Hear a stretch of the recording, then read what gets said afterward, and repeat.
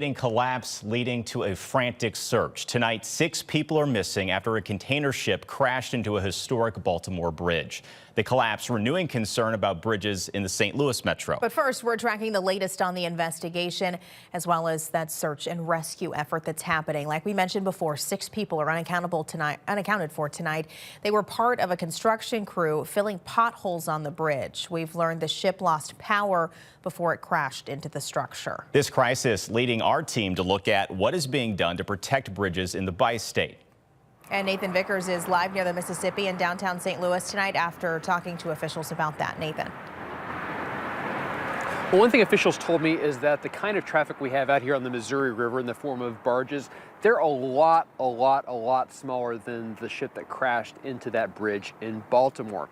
But they do require oversight to help prevent collisions with bridges, as well as structures that can withstand collisions when they do happen.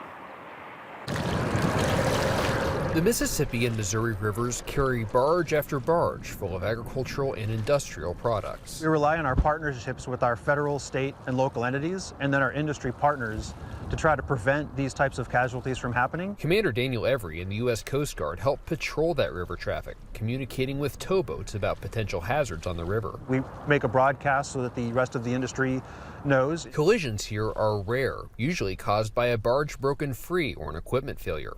In 1998, a loose barge injured 31 people. In 2015, this boat crashed into the Eads Bridge. The most recent collision happened a year ago. They helped each other out by dispatching towboats in the area to corral the barge, secure it, and prevent any further issue from occurring.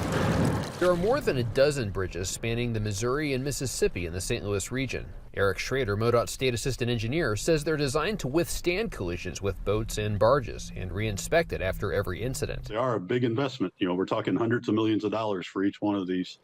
So our first thing is making sure they're safe. The operators themselves play a role too. Find those guys are remarkable in how they navigate. Captain Matt Hahn is a Coast Guard license instructor. He says river markings and onboard equipment can help captains navigate. On the Mississippi River, you have normal currents, and then a lot of times going underneath the bridges, you'll have eddies set up where the current changes direction. It can move the boat around a little bit. Operators go through a very rigorous training program to ensure that they're safely trained and capable to operate a vessel through those areas. Together, they work to prevent disasters on the river. We have contingency plans that we exercise periodically with our partners to make sure that we can all holistically respond to the problem, ensure public safety, ensure safety of the waterway.